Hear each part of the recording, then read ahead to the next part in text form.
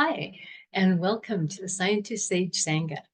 Tonight we're talking about priorities, and there's going to be some suggestions about priorities, and then we'll talk a little bit about why it might be useful to do it that way.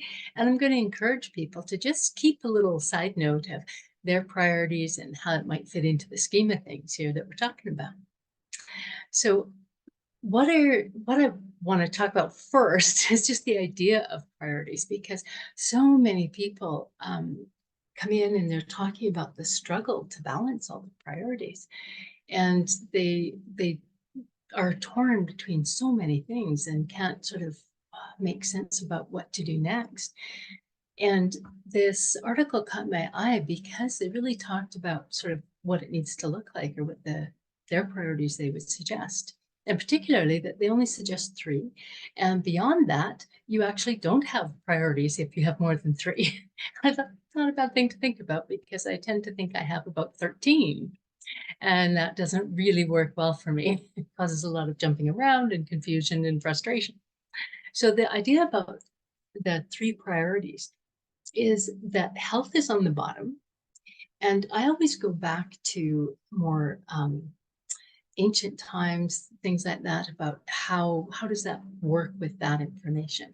And really this does, because we were, as cave people, if the primary drive was to stay alive, and if you stayed alive, then it was to help other people stay alive and make more other people. And so that basic health idea, we may sort of push it aside because we have so many more important things to do. But we tend to ignore those things until they become a problem. And so we have reactive priorities. And the health part doesn't mean we have to be in perfect health all the time. But it means the more we start with the basis of health and build upward from there, the more we can align with what we can do, who we are, how healthy we are at this moment going forward. And it's really useful.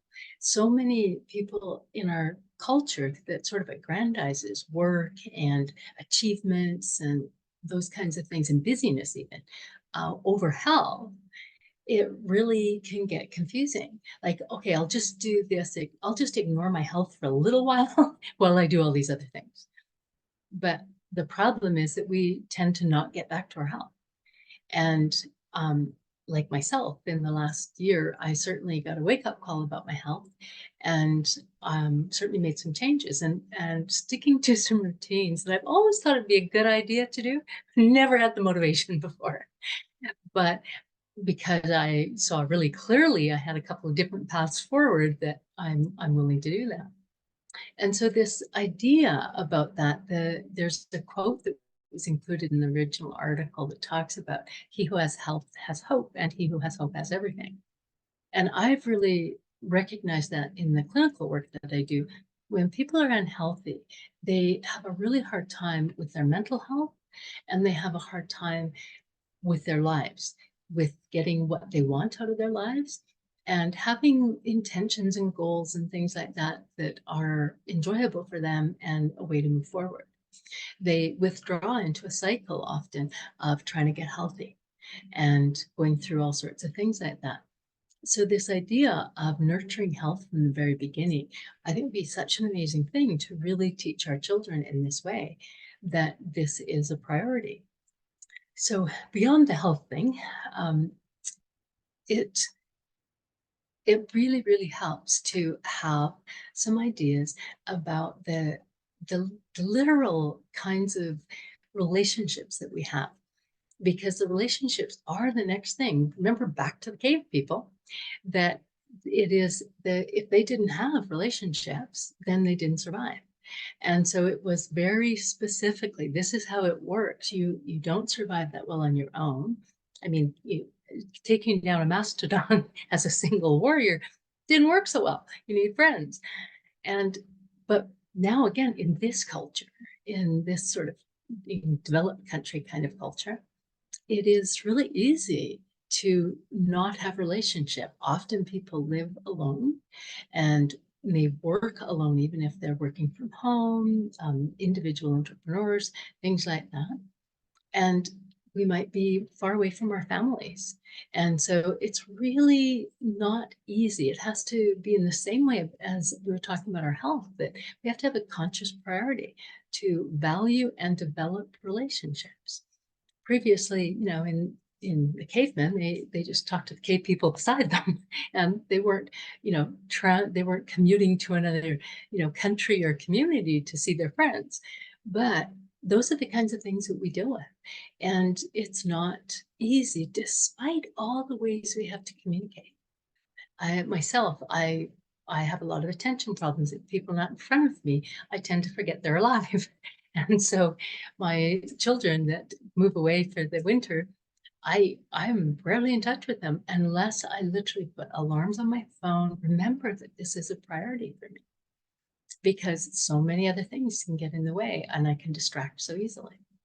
So this idea about having relationships as a priority takes a little intention and work, or we just don't move into it.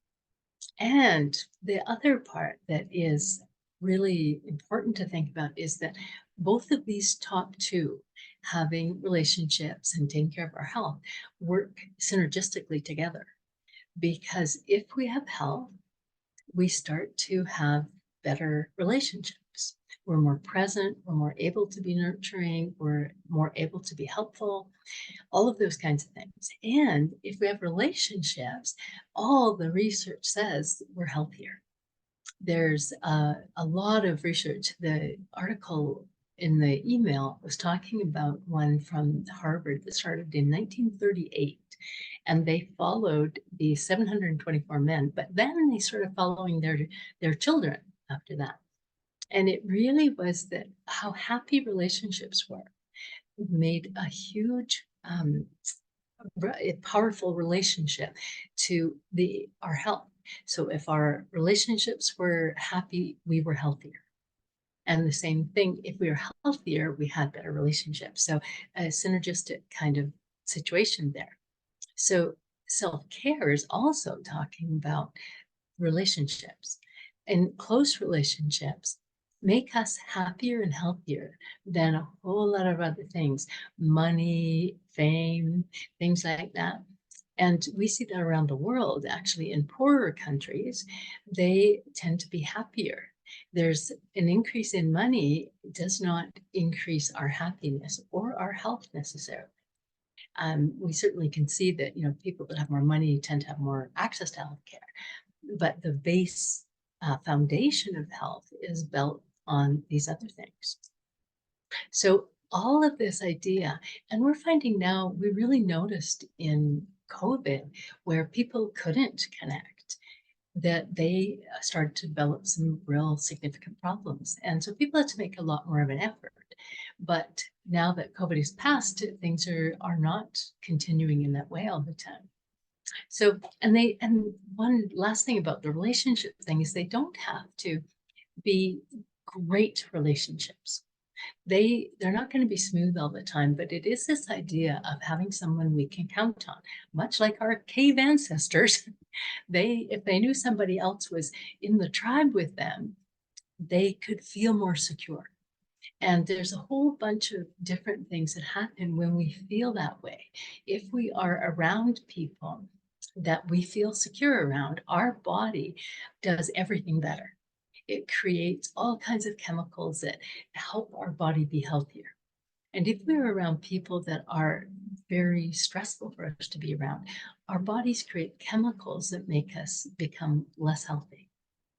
And there is a percentage, about 75% of the time, we can be around positive relationships.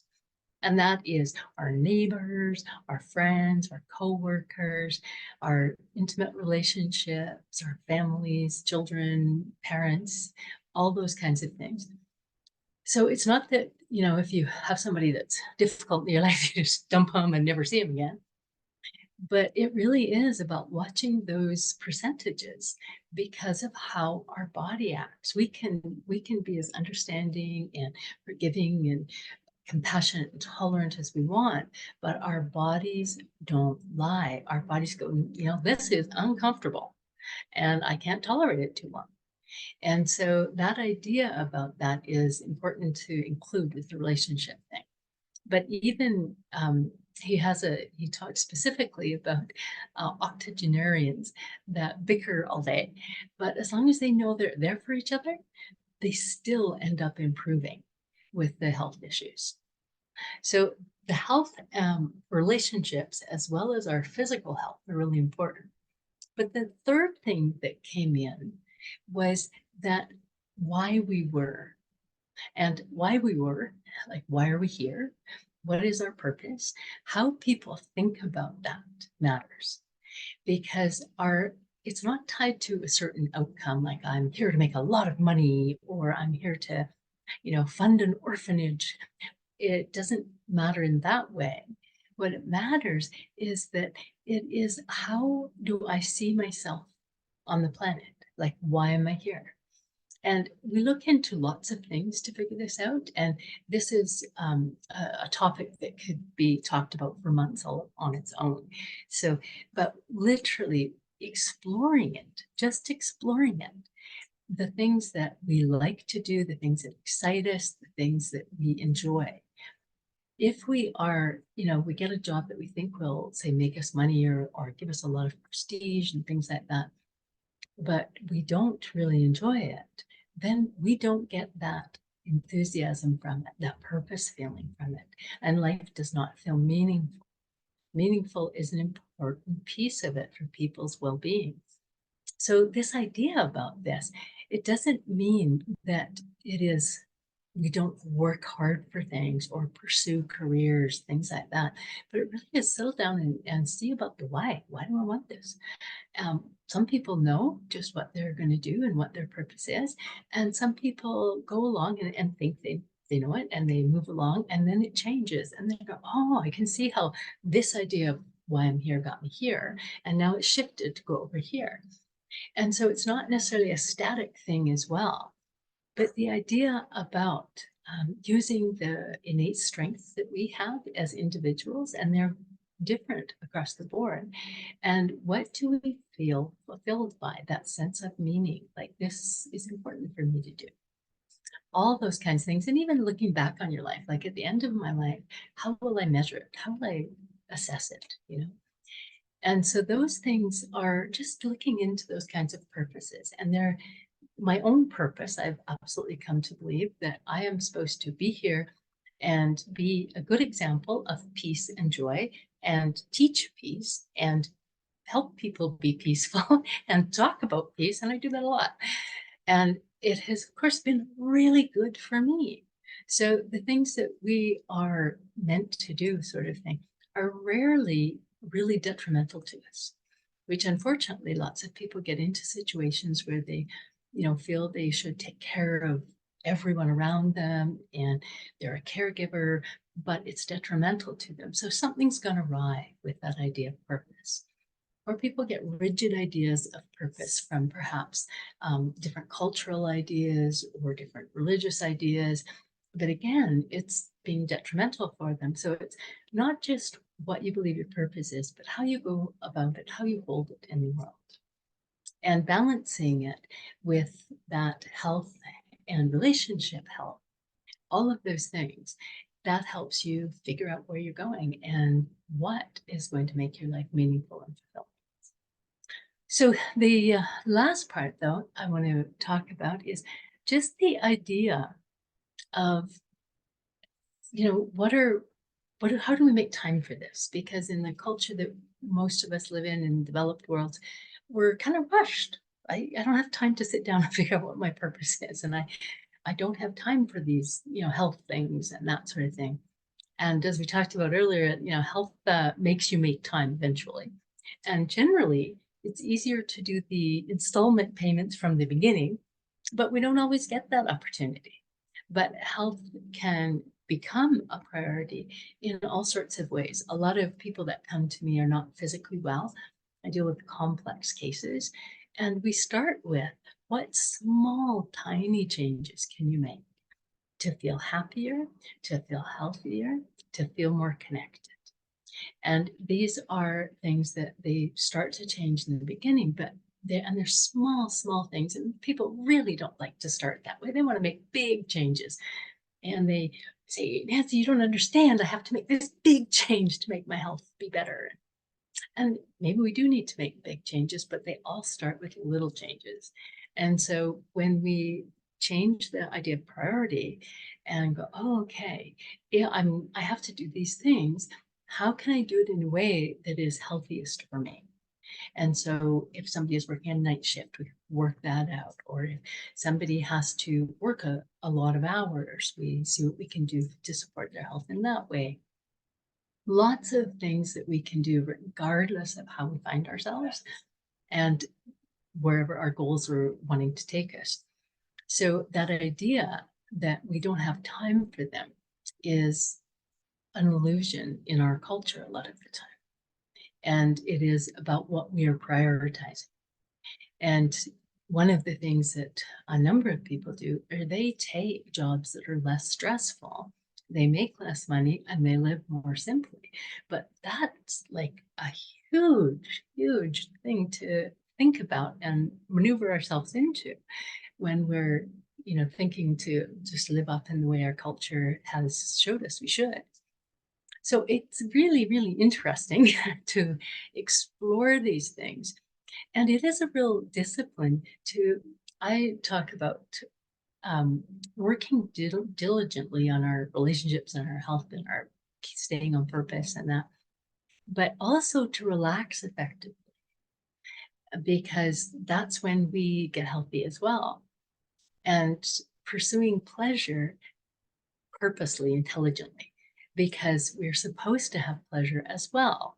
So it's really interesting that it's more difficult to get people to relax sometimes than it is to get them to get stressed. That we have a lot of apathy in our culture. Like it just seems like too big a job. I can't possibly, I don't have time. It's too much. But we put a lot of time into getting into this situation, whatever that we're in. And we get avoidance to it. We're afraid. We're afraid that we can't change. And because often we don't get a lot of support for those changes early on. People don't want us to change our ways and not be available to work extra hours or, do special things for people or that sort of thing. And we get into addiction, work addiction, any kind of other addiction that takes away our health and our willingness to do different things. When we get into addiction, we just get narrowed like this because it is a rewarding thing that gives that dopamine fast. And often making changes doesn't. It's not a quick fix. So those kinds of things that we have to come up against when we're shifting our perspective and our paths are really challenging as well. But absolutely, it happens. And sometimes it happens because we want it to. And sometimes it just happens because we weren't paying attention. And the universe goes, no, hey, over here. You can do this now. Pay attention. Focus over here. And so it's a good thing to sit down and take a little time when you can. And I encourage people to, research or plan or brainstorm, whatever way gets you there. But also on the sage side of things, there's a shamanic tradition called soul remembering. And soul remembering is really remembering your purpose. And it really is a matter of asking questions again and again and again. In typical developed nation kind of way, I asked my shamanic teacher, I wanted to know all the instructions so I could get it all right and everything would get good really fast. And she said, no, you have to ask for your own answers. What do you mean? If I had the answers, I wouldn't be asking you. But it really is worthwhile repeatedly asking in meditation or whatever prayer, whatever you do, things like that, or just a walk in the park to see what you need to remember about your life and what's really important to you. And often we remember things that we had not sort of paid attention to previously, things we may have enjoyed, things that don't serve any purpose that we feel it should if I'm going to spend my time on it. And it can really be helpful. And you might ask something as big as, why did I come here? Or what's the next thing for me to pay attention to? It might be, how should I proceed with this? Or why am I here right now? And just the exploration, that really is something that can be helpful because it keeps it open. And people often will write a question at the top of the journal page and just free write and see what comes out. And again, it's not a quick fix. It's not a quick answer like, oh, do these 7 things and you'll be brilliant. It is more like, really? That's what I should be doing?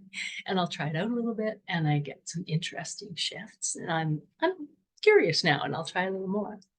So often we do have some idea deep down about sort of where we're directed from, what purposeful things we would like to be involved in. But they're so drowned out by so many things around us. We've lost sight of them or lost hearing of them. And so it's useful to just ask and ask and ask. So right now, we're going to close down with just a short little meditation about this process of opening up to purpose and asking. So those people that are with me, feel free to go off this screen for this period of time. And if you're watching this later, feel free to click below, subscribe, send us an email telling us what you might like to talk about. You can also find a link to the direct emails that have more information about the topic that we talk about. And we're happy to receive donations, and all at scientistsage@gmail.com. We'd love to hear from you. Okay, so now relax.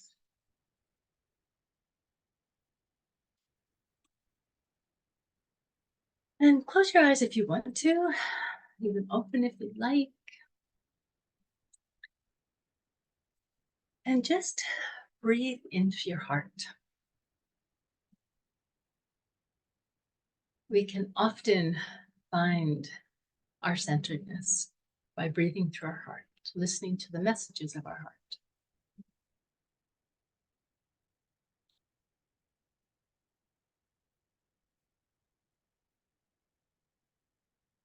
And just note, or even imagine, your body relaxing a little bit with every breath.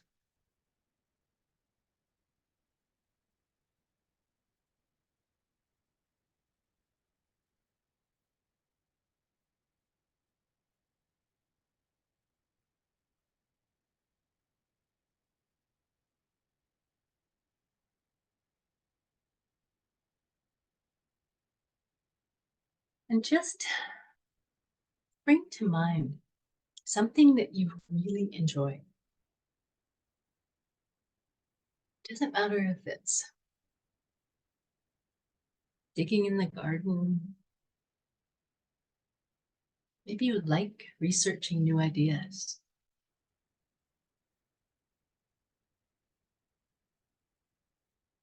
Maybe you love speaking with people.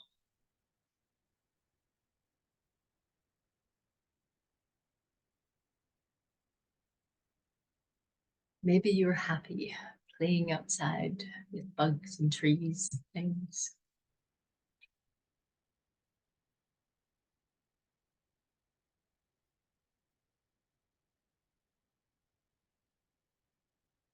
And I encourage people to not necessarily think about, this one idea is my purpose, but get the feeling in your body of when you felt purposeful.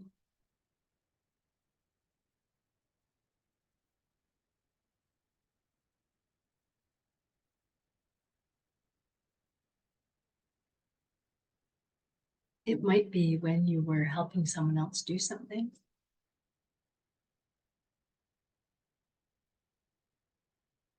It could be when you were just absorbed and amazed with some activity, from computer coding to painting to driving.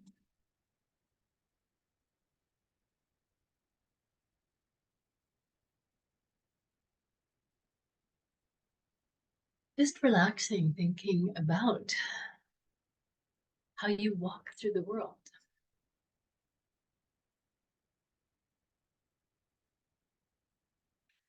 What people have thank you for. Maybe they thanked you for providing support. Maybe they thanked you for teaching them how to do something, like ride a horse or sew a dress.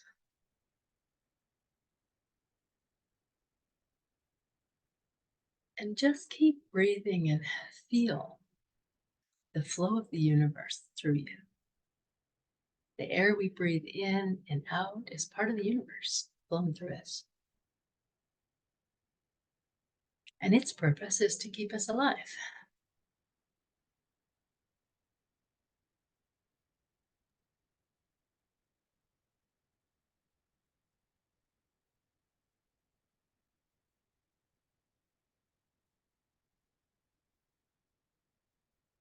And then if you like, just ask a question.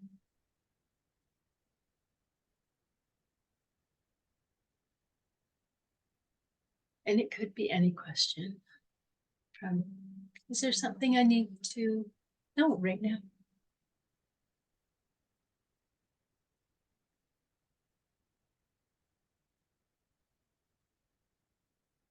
Or it could be a request, like in the coming days, please show me, guide me towards purposeful action that's right for me.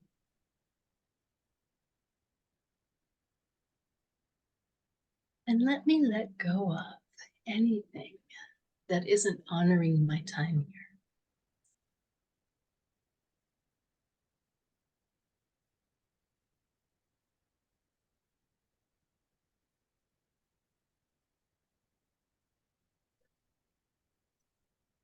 No. And as much as I would like to, I'm sorry, I just heard that sound of no. And it's just really humorous, but that is what a lot of people experience in the beginning when they're seeking things. It's like, no, no, I don't hear it. No, that can't be it. And it's really lovely to know that and let that move out again. And I had forgot about that until I heard that. And so many people, no, no, there's nothing there. And I don't know. And yeah. So even letting that go and opening up over and over and over.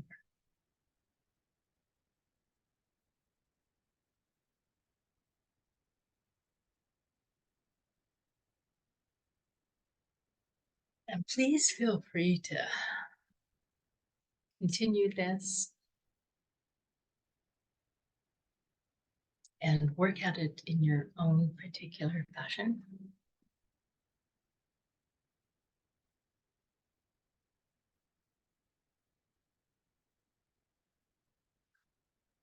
For now, I am with you. You are with me. Blessed be. Thank you.